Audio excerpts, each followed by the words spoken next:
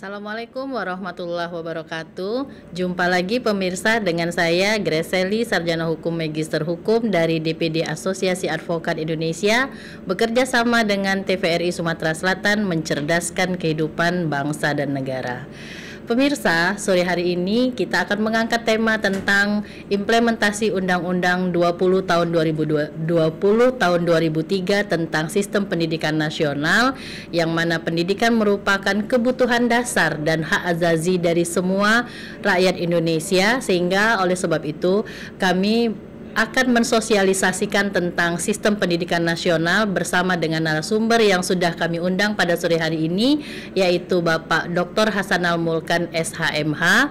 Beliau adalah praktisi dan sekaligus juga akademisi di bidang hukum pada Fakultas Hukum Universitas Muhammadiyah Palembang. Selamat sore Bapak, apa kabar? Selamat sore Bu Gres. Baik. Sehat Bu Gres. Terima kasih sudah berkesempatan untuk hadir bincang hukum sore ini Pak Mulkan. Iya Bu Gres. Baik. Alhamdulillah, terima kasih sudah diundang di TVRI. Iya, Pak Mulkan, sebagaimana yang sudah kita ketahui ya, bahwa pendidikan ini menjadikan modal dasar dari kehidupan suatu bangsa. Apabila kehidupan pendidikannya menjadi baik, maka bangsa itu akan menjadi lebih kuat dan menjadi lebih mampu untuk menghadapi tantangan-tantangan dan inovasi di masa mendatang.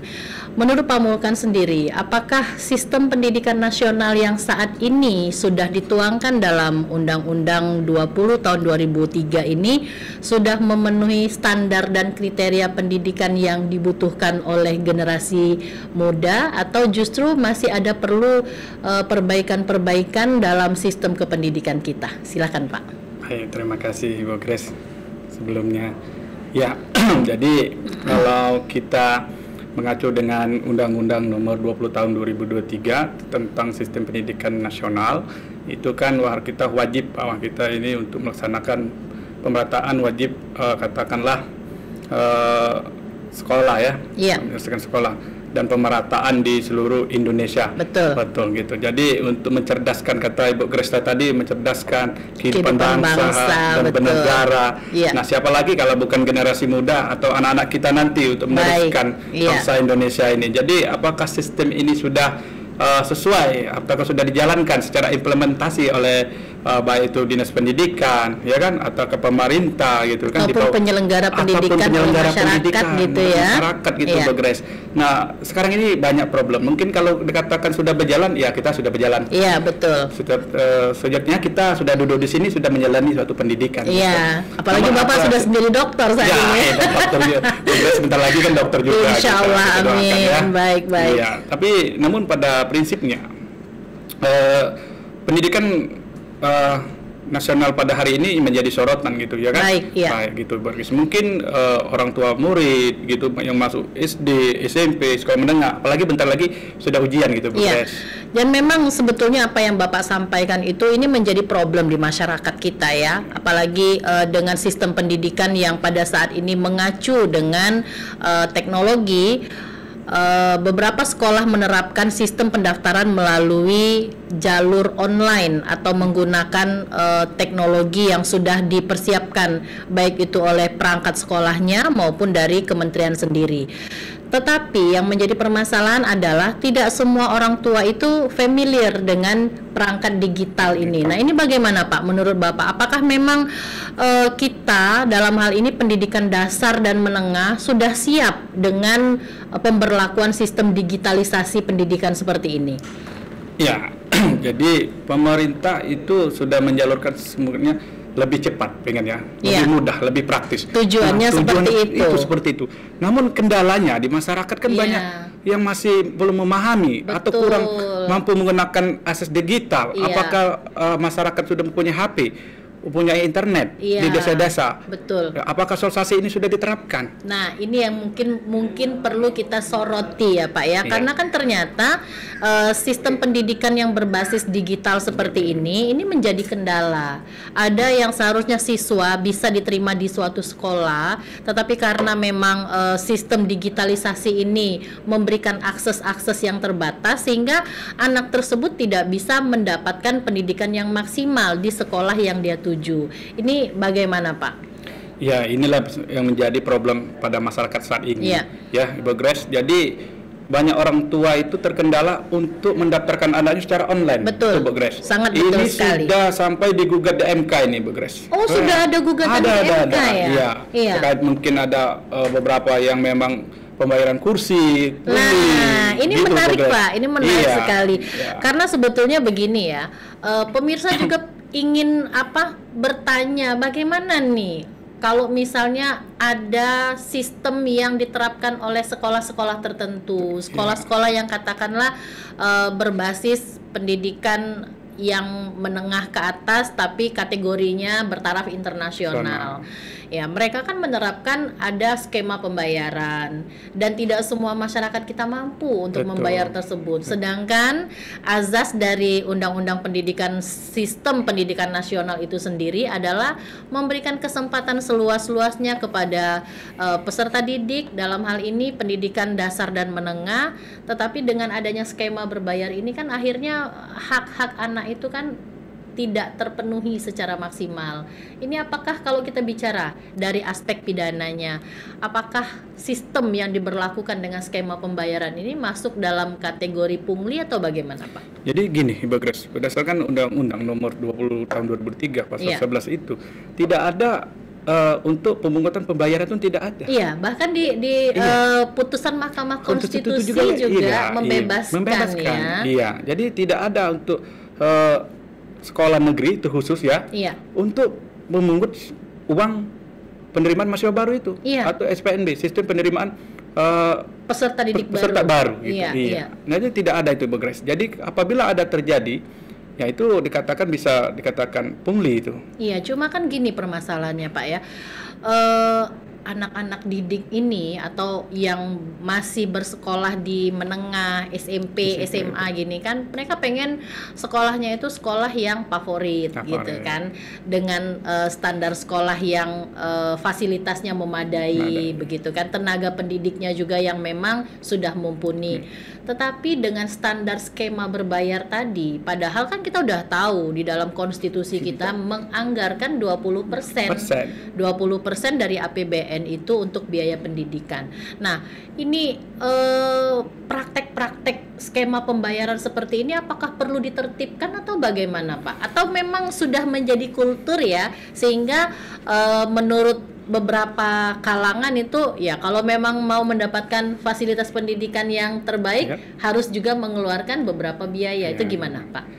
Ya, jadi kalau kita katakan skemanya ya sudah jelas gitu. Skema pendidikan nasional itu ya kan pemerintah sudah menyiapkan beberapa sekolah ya, baik negeri ya kan maupun adapun yang swasta. Katakan apakah fasilitas ini sudah menunjang atau belum di sekolah? Ya, katakan kalau di desa-desa dengan yang di Kota Palembang fasilitas sangat jauh. Tenaga pendidikan sangat jauh. Ya kan? Kota Palembang sama contoh kan misalnya di Lahat, di desa-desa.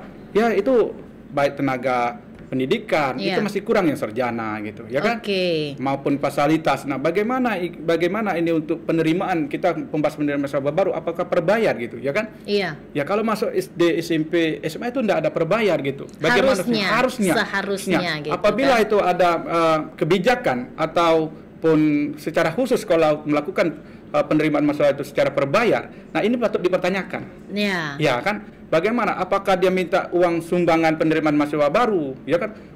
1 per orang itu anggaplah berapa gitu. Nah, ini harus dipertanyakan ini.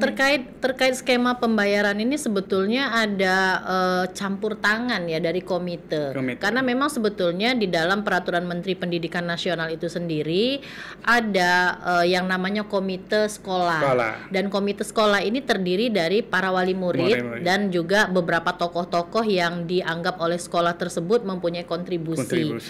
Nah, dari komite sekolah ini berdasarkan Peraturan Menteri Pendidikan boleh untuk menarik biaya. Tujuannya adalah membantu sekolah dalam hal penyelenggaraan pendidikan kalau memang dibutuhkan. Permasalahan yang terjadi saat ini dan menjadi keluhan masyarakat kita adalah ternyata uang komite ini menjadi suatu kewajiban, Pak. Kalau misalnya nanti peserta didik atau anak didik ini tidak membayar uang komite, maka dia akan tidak boleh mengikuti ujian sekolah, tidak boleh mendapatkan ijazah gitu kan. Jadi ada semacam sumbatan-sumbatan seperti itu, seolah-olah uang komite ini menjadi wajib. Ini bagaimana Bapak memandangnya terhadap sistem pendidikan yang saat ini senyatanya sedang diberlakukan di negara kita? Iya, jadi gini Bu Grace. Jadi kalau kita mengatakan apakah keterlibatan pihak komite memang wali murid, betul, ya kan, memang sumbangan itu sah kalau memang itu peruntukan memang dibutuhkan untuk yang hal yang wajar gitu, ya kan, dan persetujuan dan secara terbuka atau transparan kan bahasanya gitu. Artinya ya kan? ada pengelolaan uang yang transparan dan akuntabel begitu ya. Nah, sekarang ini yang menjadi problem, yang jadi permasalahan di masyarakat gini, dengan modus iuran, anggaplah ini iuran baju sekolah atau ekstrakurikuler, satu bulan itu 75.000. Satu orang wali murid, Pak, bervariasi. Bahkan wajib. Ada yang informasinya bahkan ada yang lebih dari ratusan ribu gitu ya. Kegiatan ekstrakurikuler, terus kegiatan apalagi mau olahraga gitu, terus mau ujian gitu ya kan, ngambil surat kelulusan gitu. Nah itu kan menjadi modus semua Pak. Jadi modus semua. Apakah itu kan sudah ada kita dana BOS kita kenal. Iya, ada dana DAK begitu. Seharusnya kan. Nah ini apa mau cindera mata, ada yang minta kita yang lagi viral ini apa wakil bupati Lahat itu Ibu Widya gitu. Ada laporan itu mau minta emas kepada mahasiswa. Ini kan lagi viral. Nah ini yang cerminan pendidikan terkhusus di Sumatera Selatan. Bagaimana nanti kan jangan sampai kita di daerah-daerah itu sampai jadi masalah bagi wali murid gitu. Seolah-olah ada bisnis bisnis dalam dunia pendidikan. Nah ini sebetulnya sudah menjadi fenomena umum di masyarakat kita dan menjadi keluhan para ibu-ibu menjelang penerimaan siswa baru. Mereka sudah berbondong-bondong. Ada yang bahkan mohon maaf ini bekerja dalam waktu yang 24 jam demi untuk mendapatkan sejumlah uang supaya anaknya ini bisa sekolah gitu. Betul, kan.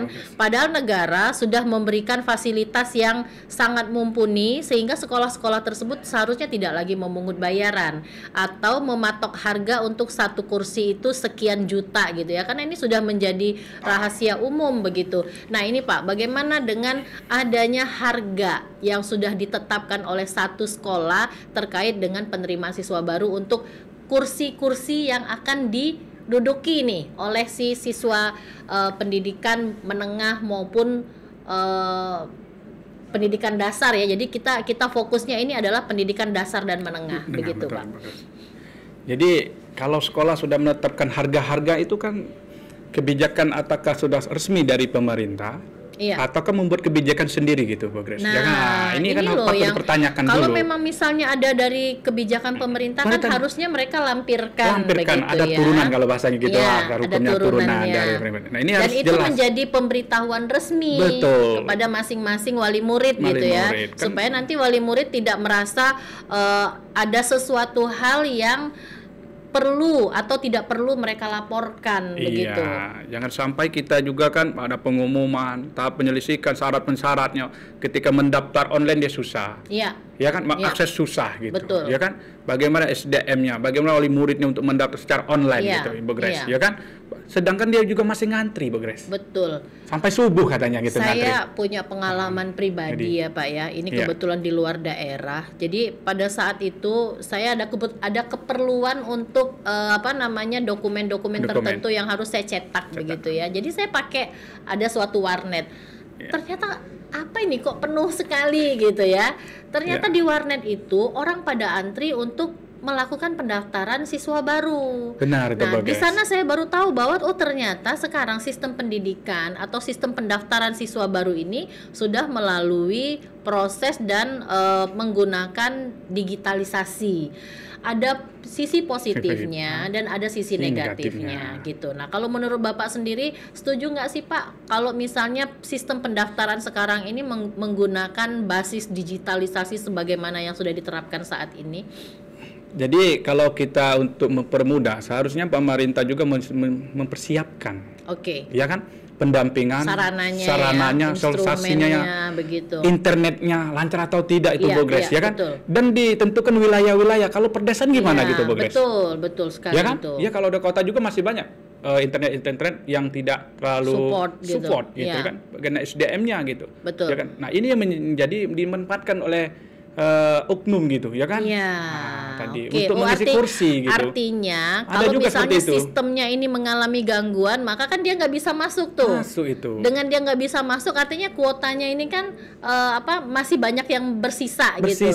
Kuota yang tersisa ini yang menjadi bisnis begitu ya, Pak? Gitu. Iya, jadi harga tadi yang Ibu Grace tadi yang dibicarakan tadi jadi ladang gitu ya. Menarik. Ini yang jadi permasalahan di masyarakat kita saat ini. Nah, ini yang kita harus juga untuk pengawasan gitu di sekolah-sekolah gitu ya kan. Nah gitu.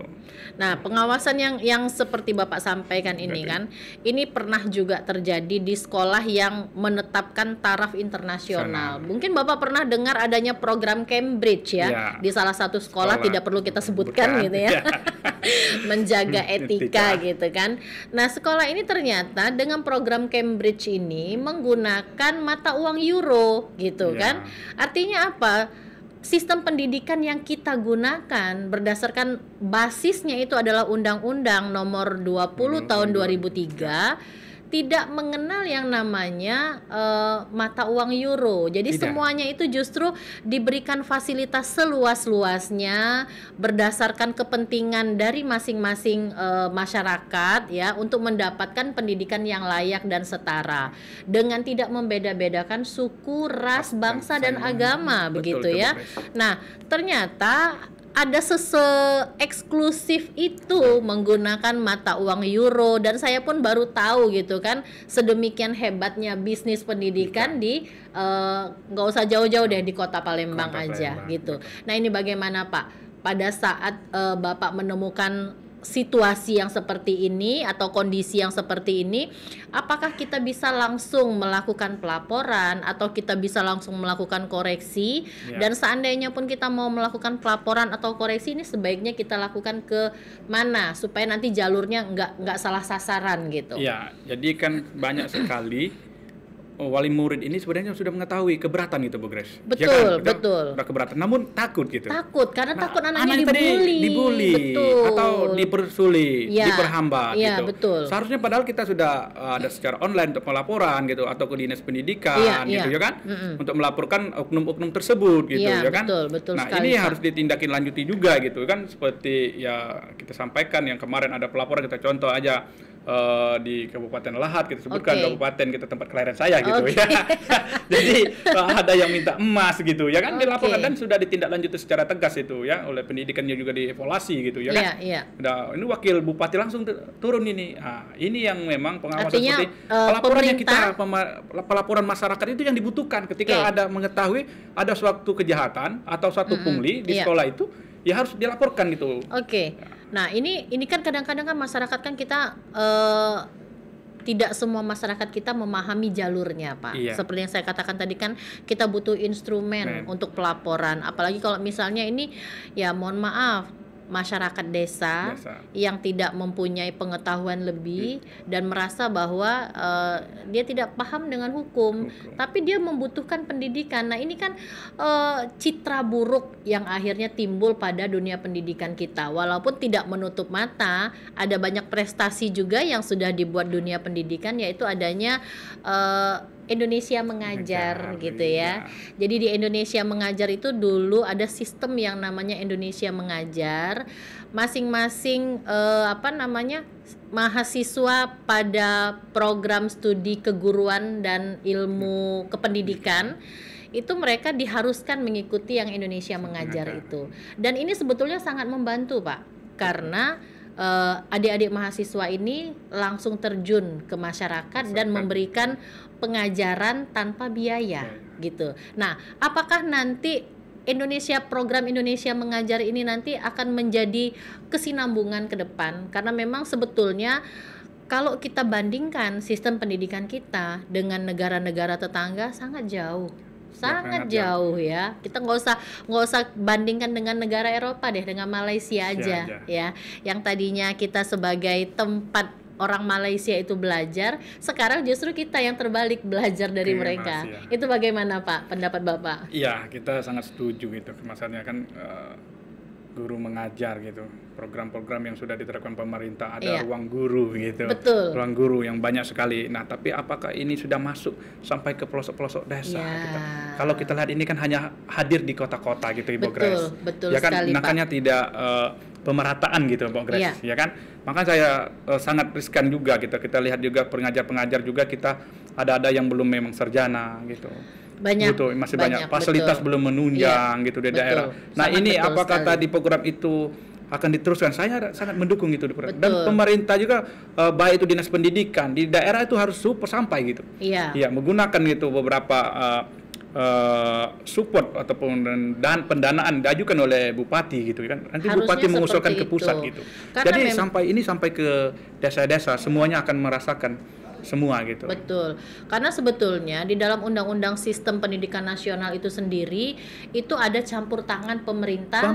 Baik pemerintah pusat maupun pemerintah daerah. Dan masyarakat juga diharapkan untuk berpartisipasi ya dalam hal memberikan support kepada tenaga-tenaga pengajar yang profesional dan sekolah-sekolah tersebut yang memang dijadikan sarana tempat belajar dan mengajar. Nah, Pak, jadi kan kita bicara fakta ya. Pada faktanya saat ini ya, masih banyak kok anak-anak yang usia sekolah itu ternyata berkeliaran di jalan dan tidak sekolah gitu kan. Beberapa ada yang alasannya bahwa memang orang tuanya tidak mempunyai biaya untuk sekolah.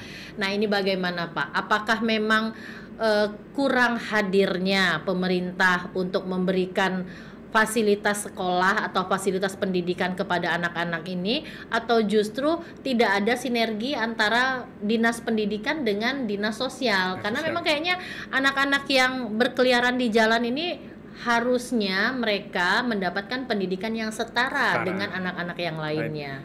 Ya, ini bergerak jadi suatu permasalahan juga di khusus kota Palembang maupun di daerah gitu, masih banyaknya anak yang belum sekolah. Betul gitu. Jadi ada juga kita merasa ketidakmampuan orang tuanya gitu kan. Maupun kalaupun itu tidak perhatinya dinas sosial, kita sebutkan pada hari ini harusnya turun ke lapangan, turun ke masyarakat sehingga tahu mengetahui ada beberapa anak yang masih banyak yang tidak sekolah, yang harus wajib kita sama dengan yang lain sebetulnya gitu kan. Harus pemerataan sekolah, dia harus menerima juga pendidikan sampai ke pendidikan dasar dan menengah gitu. Cuma kan kadang-kadang begini, dari sekolah-sekolahnya itu sudah membuka pendaftaran seluas-luasnya ya, tapi memang kadangkala masyarakat kita juga ada yang merasa bahwa pendidikan ini belum menjadi sesuatu hal yang dibutuhkan begitu ya Pak ya.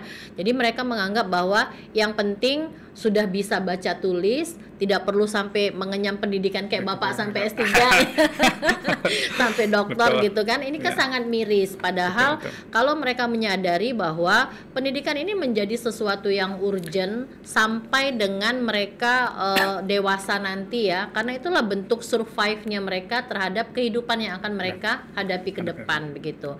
Nah, balik lagi Pak, karena memang kan kita tidak bisa menutup mata juga sangat banyak sekali yang namanya anak-anak usia 7 sampai dengan 9 tahun yang masih berkeliaran di jalan gitu kan.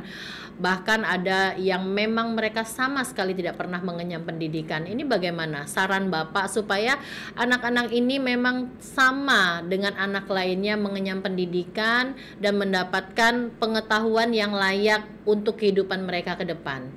Ya, jadi kalau katakan saran ya, kita berharap juga kepada orang tua ya, dengan hadirnya anaknya tidak sekolah kan sangat disayangkan untuk mencapai cita-cita yang lebih baik gitu ya kan. Jadi kita harapkan kepada orang tua untuk mendaftarkan lah gitu kepada sekolah, harus menjam sekolah minimal dia SD bisa membaca gitu ya kan. Apabila itu bisa nanti ke SD prestasi ya kan. Jadi pemerintah juga ya harus menyambut gitu. Harusnya menyambut melalui dinas pendidikan gitu, atau gitu adakan ini kepala desa mendata gitu anak-anak yang memang kurang mampu yang pengen sekolah gitu. Ya kan. Ketidakhadiran mereka tidak sekolah itu kemungkinan tidak kemampuan biaya gitu. Betul. Coba Grace. Atau Alasannya tidak kadang, mengetahui gitu. Sebetulnya gini Pak, alasannya kan macam-macam ya. Mulai dari ketidakmampuan untuk membeli baju seragam, tidak mampu untuk membeli buku-buku sekolah. Karena memang pada saat ini juga, ini kebetulan saya mengalami langsung Pak, anak-anak saya. Jadi mereka setiap kali kenaikan kelas, si abangnya ini nggak bisa mewariskan buku kepada adiknya. Nanti adiknya ini nanti beli buku baru gitu kan. Sementara buku-buku yang dari tingkat sebelumnya itu masih bagus, tapi tidak bisa dipergunakan oleh adiknya dalam satu sekolah yang sama. Ini loh. Jadi ada perbedaan. Kalau misalnya dulu saya bisa mewariskan buku saya kepada adik-adik saya. Jadi orang tua saya tidak lagi mengeluarkan uang untuk membeli buku. Lah sekarang ini Pak, jadi memang orang tua siswa, dalam hal ini wali murid ya, diberatkan oleh hal-hal yang sifatnya pernak-pernik, baju sekolah gitu ya, terus perlengkapan sekolah, buku-bukunya dan lain sebagainya, yang ada lagi biaya-biaya yang harus mereka setorkan sebagai biaya pendaftaran dan biaya administrasi. Nah ini mungkin salah satu yang menjadi alasan dari beberapa anak yang saya katakan tadi, sehingga mereka memilih untuk tidak sekolah, untuk lebih baik mencari uang membantu kehidupan orang tuanya. Jadi ada dua dimensi yang menurut saya seharusnya ini ada tanggung jawab sosial dari dinas sosial dan ada tanggung jawab moral dari dinas pendidikan. Karena kalau kita merujuk dari undang-undang Sisdiknas itu sendiri, seharusnya pemerintah daerah itu bertanggung jawab penuh terhadap anak-anak ini. Nah, gimana Pak? Apalagi kalau misalnya kemarin kan banyak sekali nih jargon-jargon dari calon kepala daerah gitu ya, pendidikan gratis gitu. Ya. Gimana Pak? Jadi seharusnya kan pemerintah hadir di tengah-tengah kita pada hari ini. Apalagi bupati, gubernur kemarin sudah mencanangkan, termasuk presiden gitu ya, Bu Grace, kita paham. Nah, bagaimana terhadap implementasi dengan janji-janji mereka ini? Ini ya kan, bagaimana kita akan memperbaiki ya. dulu dari SDM-nya, dari fasilitasnya sudah hadir belum gitu ya kan gitu. Nah ini yang harus kita lihat ya kan. Apakah sudah hadir fasilitas baik itu sekolah, seharusnya pemerintah sudah menggratiskan baju pakaian sekolah, sudah menggratiskan buku-buku gitu Bu Grace, ya kan? Betul. Termasuk iuran lah gitu, wajib lah tidak ada iuran. Kalau iuran harusnya memang tidak diminta lagi ya Pak ya, karena berdasarkan putusan konstitusi itu sudah tidak boleh lagi menerapkan pembayaran di sekolahan atau menarik dana iuran apapun judulnya itu gitu ya. Sekarang jangankan itu, buku aja ini harus tidak sesuai dengan harga gitu.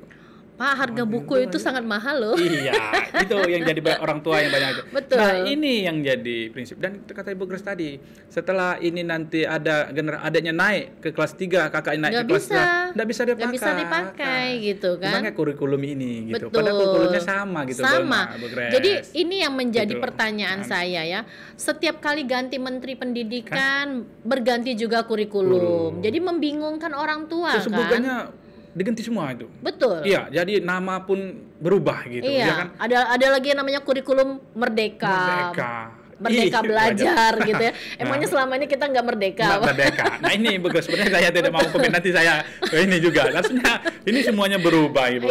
Berubah menteri kita berubah. Jadi akan mengikuti. Sampai kapan kita akan ke titik yang memang prestasi yang kita harapkan? Bagaimana kita akan mengambil mahasiswa yang berprestasi, kita sekolahkan, kita lanjutkan gitu. Untuk generasi penerus tadi, Bu Grace. Artinya memang kita belum mempunyai standar pendidikan yang baku ya. Betul. Walaupun undang-undang ini sudah menetapkan standar pendidikan yang baku, tapi nanti karena kebijakan, karena kepentingan, ada karena juga kerjasama dengan pihak ketiga, akhirnya apa yang sudah menjadi dibakukan ini justru bias gitu ya. Nah, balik Pak, kita ke permasalahan buku-buku. Ini juga sebetulnya menjadi bisnis. Artinya banyak sekali bisnis di sekolah ini ya. Peluang itu, Bu Grace. Peluang bisnis ini luar biasa. Ini banyak gitu, betul, Bu Grace. betul. Ya, buku ini setiap ajaran baru pasti beli, Bu Grace. Betul. Ya? Nah, ini sampai dengan saat ini kita belum pernah ada sedikit koreksi atau katakanlah semacam keberatan terhadap pemberlakuan buku-buku yang diberlakukan di sekolah. Nah, ini bagaimana Pak? Apakah nanti kita perlu memberikan semacam saran pendapat hukum ya kepada pemerintah agar pergunakanlah kurikulum yang memang betul-betul tidak dibongkar pasang kembali, walaupun nanti berganti menterinya, berganti dirjennya gitu kan, sehingga nanti orang tua maupun siswa ini tidak menjadi bingung dan tidak keberatan dalam hal pembelian buku-buku tersebut gitu. Ya, ini harus dievaluasi nih, Bu Grace. Ini kan hanya keberatan ini. Betul. Masyarakat banyak keberatan terhadap bukunya, terhadap mahal. Jadi kurikulum tapi kan belum ada yang belum ada yang menuntaskan, dalam artian begini, keberatannya ini kan hanya sebatas omong-omong saja. Belum kan ada yang sampai menempuh ke jalur atau belum sampai ke jalur hukum gitu. Nah, ini yang kita harapkan. Kepala dinas, terutama mungkin secara Sumatera Selatan, yang mengevaluasi ketika kurikulum itu disosialisasikan kan kepada masyarakat sampai ini kurikulum yang sebenarnya. Dan SDM juga, guru-guru ini dikasih tahu, diberitahu, jangan sampai membodohi murid, wali murid gitu, ya kan? Buku kalau memang itu dipersiapkan, dia kan ngambil di mana gitu. Betul. Jadi sama. Jadi pembelajaran itu sama, Ibu Grace. Jangan sampai di sekolah negeri ini beda, SMP ini negara, kelas ini beda. Jadi ini menjadi bisnis tadi, kata Ibu Grace tadi. Bagaimana caranya? Ya, harapan kita juga ini kita mau juga memfasilitasi ketika ada keberatan nanti kita laporkan gitu. Kita yang akan sebagai orang bersuara sebagai gitu masyarakat supaya wali murid takut, ya kita ketika ada pengaduan ya kita terima gitu. Nah, jadi Pak, sebetulnya kan banyak sekali problem di di sistem pendidikan kita. Mulai dari penyediaan buku-buku. Mungkin Bapak ingat dulu waktu zaman kita sekolah, buku-buku itu justru disediakan oleh Kementerian Pendidikan dalam bentuk buku ajar ya, ajar itu mulai dari yang bahasa Indonesia, pendidikan moral Pancasila. Tapi ini kan sampai dengan sejauh ini kita tidak lagi ada yang namanya penyediaan buku oleh kementerian. Semuanya disediakan oleh perusahaan-perusahaan ataupun penerbit-penerbit yang punya kerjasama tertentu dengan sekolah tertentu. Ini gimana Bapak? Iya, inilah menurut Bapak. Sudah aku bilang tadi, Bu Grace. Ya kan, harusnya pemerintah itu jangan menghilangkan yang sudah ada gitu. Harusnya ditambah lagi.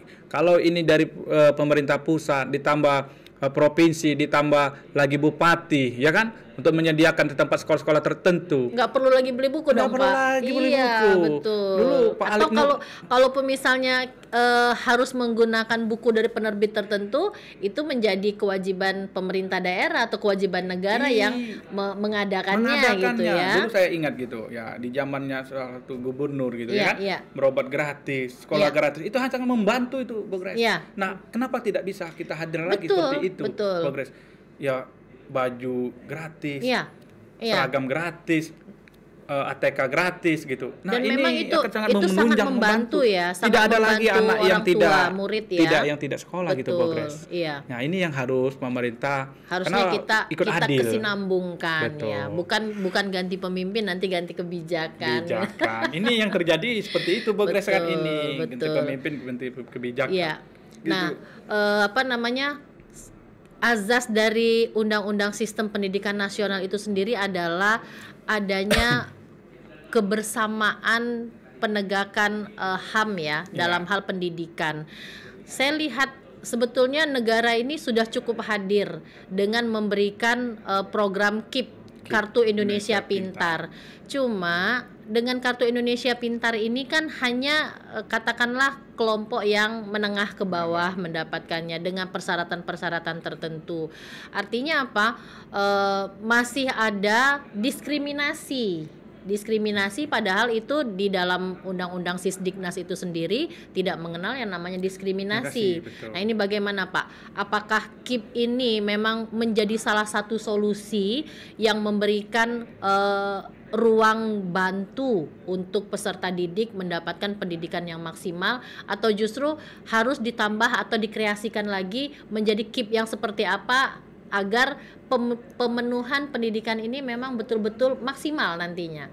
Ya, pesan saya juga lagi pengurus kalau di Universitas Muhammadiyah Palimanan, saya bagian KIP ya, penerimaan itu penyeleksi Kartu Indonesia Pintar juga gitu. Jadi memang kita kalau di perguruan tinggi itu Bu Grace memang dapat kuota-kuota dari pemerintah ya, yang dibiayai oleh pemerintah bekerja sama gitu ya kan.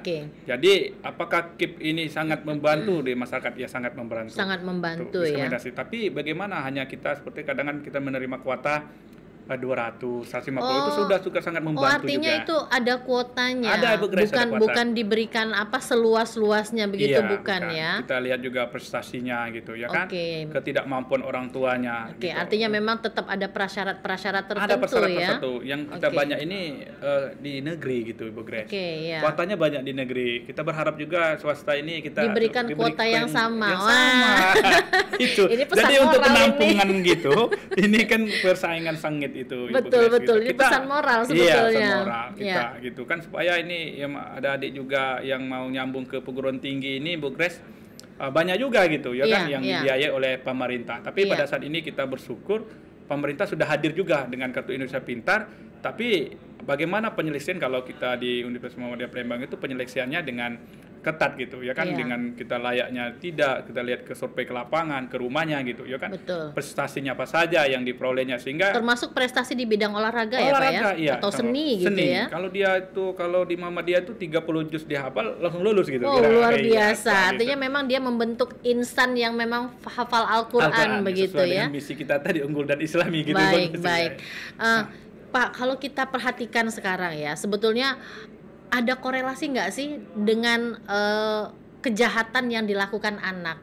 Karena memang akhir-akhir ini kejahatan yang dilakukan oleh anak di usia sekolah ini meningkat.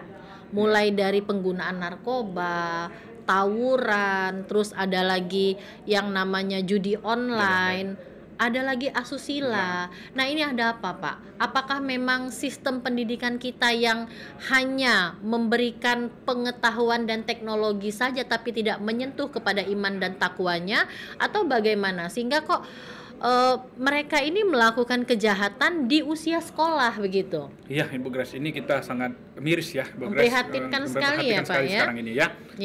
Kejahatan ini terutama ini anak-anak yang masih di bawah umur melakukan kejahatan sampai melakukan pembunuhan gitu ya. Karena dia bolos sekolah gitu dengan kecanduan mungkin narkoba kata Bu Grace tadi, sampai kena gaya digital, nonton juga sehingga melakukan asusila, persetubuhan. Jadi istilahnya mereka ini sudah menjadi hal yang umum untuk melakukan hal-hal kesusilaan seperti itu. Nah, ini yang harus bagaimana sistem pengawasan kita di pendidikannya gitu ya. Nah, bagaimana pengawasan orang tuanya gitu yang ikut juga ya kan, bagaimana keislamannya atau pendidikan keagamaannya, norma agamanya gitu, keagamaannya. Nah, ini yang harus kita perhatikan. Jadi kita harus juga bekerja sama gitu, wali murid dengan orang tua gitu, untuk mengatasi hal-hal ini supaya tidak terjadi gitu. Bagaimana caranya? Kita setelah sekolah anaknya diawasi gitu. Main HP bila perlu dilihat itu, ya kan? Apa ada konten yang dibuka begitu ya? Ataukah dia main judi online gitu? Apakah dia nonton porno gitu yang seks gitu ya kan? Ataukah dia mengundang untuk mengajak tawuran gitu? Ya, ini yang harus diperhatikan. Terus setelah ini juga di sekolah itu memang betul diperhatikan anak-anaknya oleh pihak sekolah gitu, sehingga tidak terjadi hal-hal yang sampai menyimpang. Ini kan anak kita ini banyak jadi pengedar narkoba gitu ya kan, disuruh jadi juga di usia begal. Sekolah gitu loh. Di usia sekolah mereka gitu kan. Bahkan ada beberapa mereka melakukan kejahatan itu di lingkungan sekolah. Contohnya membuli ya. Walaupun itu hal yang sepele, tapi kan akhirnya menimbulkan dampak psikis terhadap anak yang dilakukan bullying tadi gitu. Nah, ini bagaimana, Pak? Apa yang menjadi kendala dalam sistem pendidikan kita sehingga pembentukan moral itu sendiri kayaknya belum sampai kepada pembentukan moral yang diinginkan sesuai dengan apa yang digariskan dalam Undang-Undang Pendidikan Nasional itu. Ya, jadi kalau kita menyikapi hal ini moral dan perilaku ya, Bu Grace, terhadap anak-anak kita sekolah sekarang ini atau anak-anak kita, harusnya itu dari sekolah sudah menerapkan gitu ya, sebelum mungkin wajib lah gitu, ketata keramaannya mungkin ya, yang lebih senior atau lebih tua gitu ya kan. Dan di kelas juga diajarkan atau sebelum masuk itu kita ada mengingatkan sekitar 5 waktu itu ceramah gitu ya kan, atau menasihati gitu, baru kita masuk ke fokus ke materi gitu, atau kita mengingatkan nilai-nilai agama gitu, untuk supaya apa dia harus selalu mengingat agama, sehingga hal-hal itu yang akan mengurangi terjadinya suatu kejahatan. Betul. Gitu. Kalau kita cermin ke pendidikan di Jepang ya Pak ya, jadi anak-anak di Jepang itu, ini berdasarkan data riset yang saya baca, bahwa anak-anak di Jepang itu di usia dini mereka tidak dijejali dengan angka-angka matematika atau dibebani dengan hafalan-hafalan, tidak, tapi justru mereka self development, artinya membangun kemampuan diri mereka sendiri dalam hal melayani diri sendiri gitu kan, mencuci, memberikan menyiapkan sarapan pagi sendiri. Itu hal-hal kecil sebetulnya, tapi ini menjadi pola pendidikan di Jepang. Nah, nanti pada saat mereka sudah di usia di atas yang 7 tahun, baru mereka diberikan angka-angka atau matematika atau hafalan-hafalan. Nah, ini bagaimana Pak? Yang Bapak lihat saat ini ya, faktanya banyak yang namanya pendidikan sekolah PAUD itu ya, PAUD itu justru anak-anak ini dijejali dengan angka. Betul. Pembaca, menghitung. Betul. Padahal kan itu mereka masih usia bermain begitu. Bagaimana menurut Bapak? Ya, inilah bedanya pendidikan kita sama di Jepang, Ibu Grace. Kalau dari kita 2 tahun udah dijejal dengan berhitung gitu, Bu Grace. Kasihan sebetulnya anak-anak ya. Di mana untuk masa bermain, mereka bermain, mereka menikmati dunia kecilnya. Dan itu dibuka jadi bisnis itu, Bu Grace. Iya. Dan Pak, ternyata mahal loh. Mahal itu, Bu Grace, sampai 5 juta sampai belasan juta, Ibu Grace. Dan ada semacam Ada semacam kebanggaan untuk bisa menyekolahkan anak ini di sekolah yang mahal. Betul. Kita tidak anti sebetulnya dengan sekolah-sekolah yang mahal, tapi apakah nanti outputnya terhadap anak ini, apakah memang nanti dia mempunyai self development seperti yang di Jepang itu, atau justru sebaliknya anak ini tidak mempunyai kemampuan untuk beradaptasi dengan lingkungan gitu. Gimana Pak? Kita sangat sayangkan juga ini hadirnya bisnis pendidikan di tujuannya bagus. Tapi kan nilai-nilai yang ditanamkan tuh yang bagaimana? Betul. Ya kan seharusnya dibuat juga loh kurikulumnya. Apakah kurikulumnya harus di PAUD itu mengenal, bermain gitu, ya kan? Setidak-tidaknya mereka bersosialisasi dulu lah gitu. Sama lain, mengenal kawannya gitu, masa bermainnya gitu, Jangan kita bebankan juga, dia sudah wajib harus masuk SD harus sudah bisa membaca. Harus sudah bisa berhitung. Jadi itu salah satu kriteria yang dipakai di semua sekolah dasar ya. Jadi kalau misalnya anak ini belum berusia 7 tahun dan memang sebetulnya diatur juga dalam Undang-Undang Sisdiknas itu usia sekolah itu antara 7 tahun sampai dengan 15 tahun gitu. Tapi kan kalau misalnya anak ini pada saat dia masuk sudah harus bisa membaca, sudah bisa berhitung, kapan lagi mereka akan melakukan sosialisasi dengan gurunya di SD ini? Gimana Pak? Iya, inilah Bu Grace. Harusnya kita kan jangan membatasi, Bu Grace. Ya kan, untuk orang untuk memberikan kesempatan sekolah. Betul. Ya kan? Masa dia kalau tidak PAUD gimana gitu, Bu Grace? Dia langsung masuk SD gitu. Nah, kalau kita dulu kan kayak gitu kan. Saya sendiri usia 7 tahun masuk SD gitu. Belum mengenal huruf 1, huruf angka 1 atau huruf tanpa melalui proses PAUD segala macam ya. Ya alhamdulillah kena ajaran dari guru-guru SD ya sampai saya detik saat ini. Betul. Ya kan? Bisa membaca gitu saya, Bu Grace. Tadi saya tidak mengenal. Nah, kalau sekarang, Bu Grace, tidak bisa, harus sekolah itu ada yang wajib dia sudah bisa membaca. Betul. Syarat itu sudah sudah menjadi syarat, betul. Dan kalau dia mau daftar, kalau belum bisa ada ujian, bentuk ujian gitu. Iya, betul. Atau bentuk tes gitu. Apa ya istilahnya, tes psikotes. Psikotes gitu ya. Jadi saya pikir ini sebetulnya anak SD di psikotes apa gitu ya. Kita kan belum bisa tahu kita masa dia bentuk bermain. Kadang-kadang gitu. Itu masih nyusu gitu ya kan. Iya, betul. Jadi ini yang jangan sampai ya kan kesempatan anak-anak yang mau sekolah masuk SD dipersulit gitu persyaratan juga.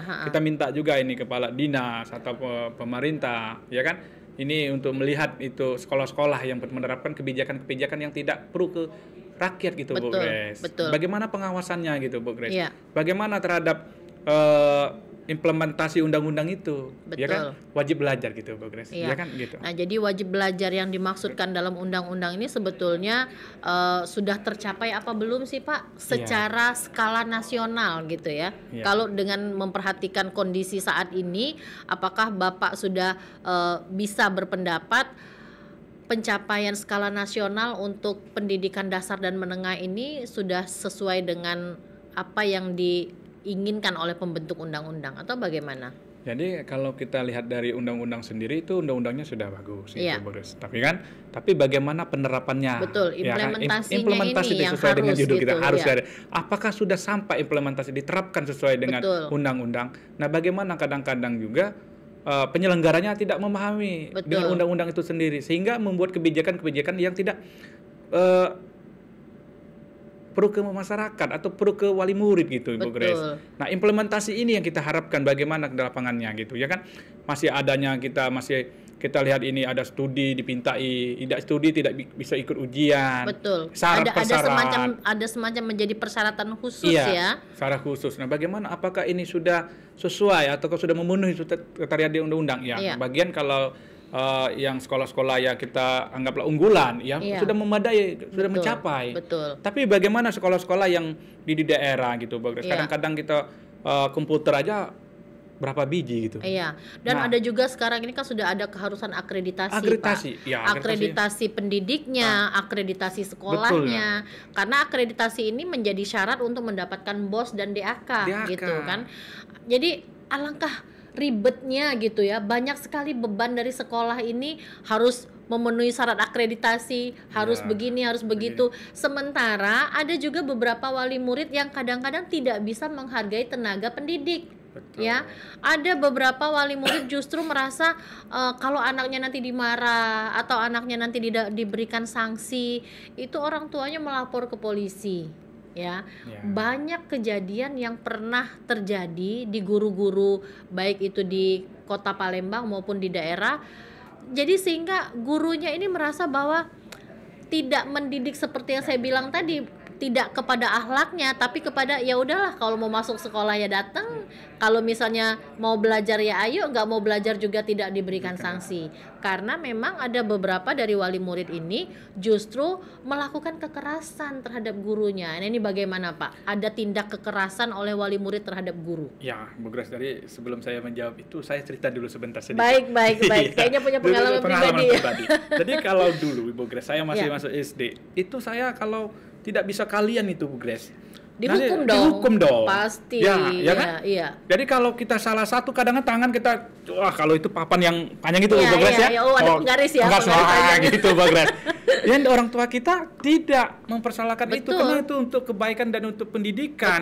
Betul. Supaya kita salah gitu. Dan itu menjadi cerita loh Pak. Jadi cerita kita pada saat kita sudah sudah dewasa gitu kan. Tidak bisa kita lagi buat PR juga dulu. Ada PR gitu zaman dulu tuh. Kita dibebankan dengan PR dulu Bu Grace. Kita tidak bisa kita buat PR, kita selama kita ngikuti belajar duduk di depan itu, kaki diangkat itu Bu Grace. Pakai digiring nggak Pak? Iya gitu Bu Grace. Nah jadi ini suatu perubahan yang sangat signifikan. Orang tua ini jangankan disenggol, diomelin aja orang tuanya sudah bilang ini tindak kekerasan gitu. Dimarahin anaknya sudah tindak kekerasan. Pak, ini yang seharusnya juga menjadi perhatian kita ya.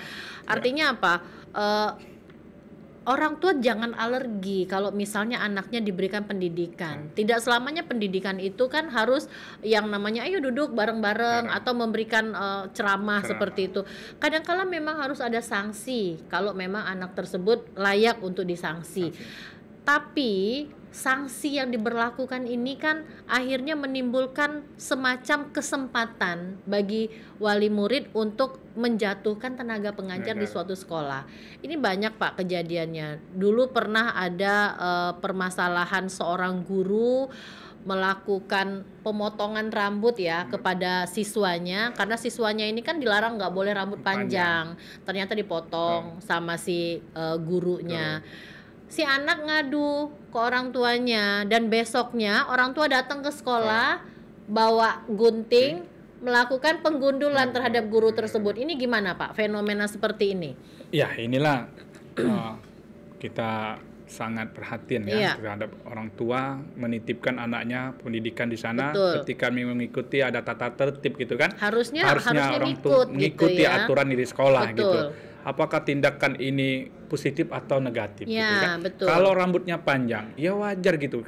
Harus dipotong, didisiplinkan begitu. Sehingga ya Pak ya. supaya dia rapi, bagus. Nah, terhadap orang tua yang melakukan juga pembalasan ini kan kekerasan gitu, Bu Grace. Terhadap guru, yang sangat tenaga pendidik, ya kan kita tahu tenaga pendidik ini ya kan pagi datang sudah rapi mencontohkan yang bagus, ya kan. Ketika anak ini ada yang nakal yang tidak sesuai dengan tata tertib, ya wajar harus dihukum gitu.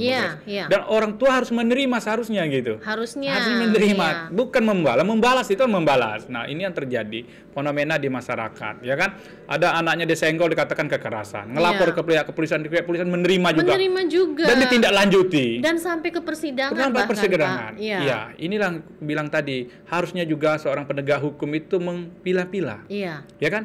Kalau memang dia ditusuk, nah ini boleh itu, Bu. Iya, betul. Ya kan, kadang-kadang kita tidak tahu juga perilaku anaknya di sekolah, ya kan? Ataukah memang dia niat untuk sekolah. Ini kadang-kadang sampai sekolah juga tertidur.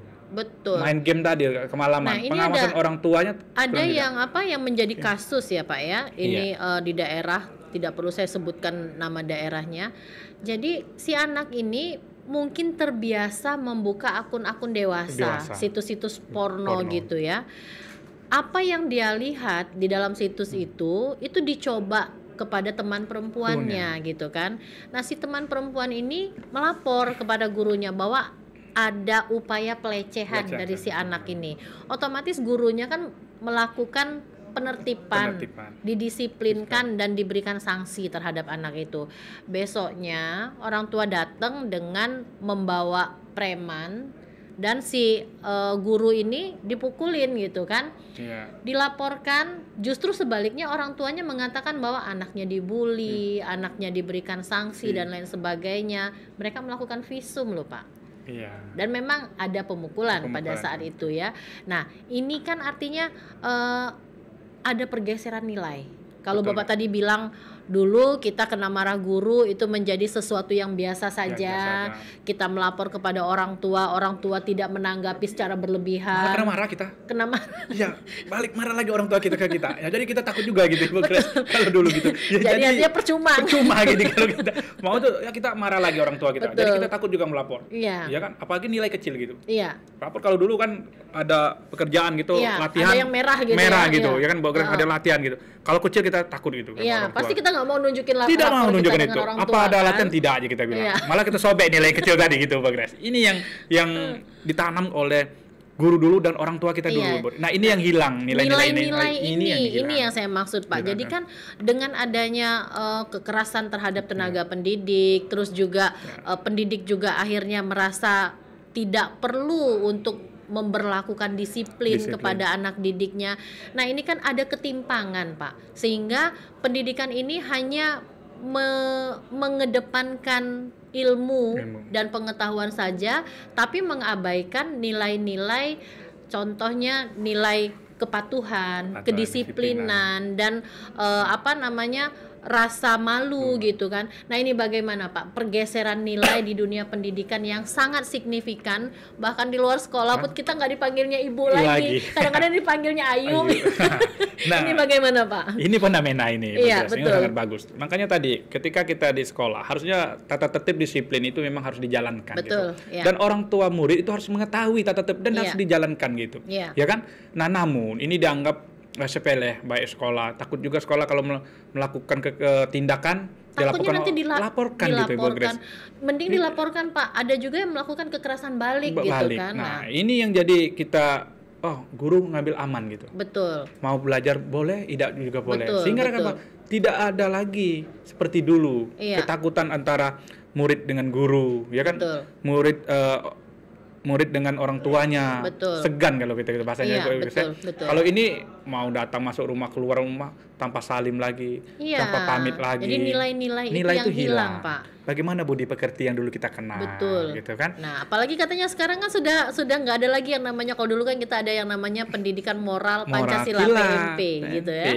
Jadi bagaimana perilaku terhadap guru, bagaimana penghormatan kita kepada kerabat gitu kan, itu kan diajarkan.